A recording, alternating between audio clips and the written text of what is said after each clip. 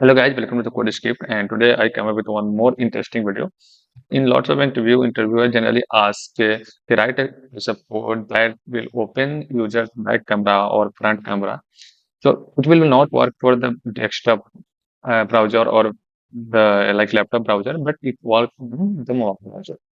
So let's see how we can write this.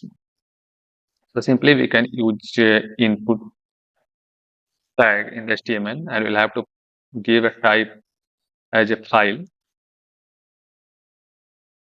Okay. Now, if I save this one, it will give us an input to choose the file. Okay.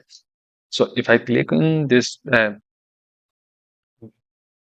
laptop browser, you'll see it is showing us to open the file. Okay.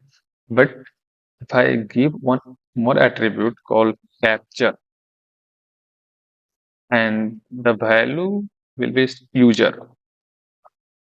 It support two type of value in the capture. First one is the user. So if I give the value as a user, then it will open the front camera of the user.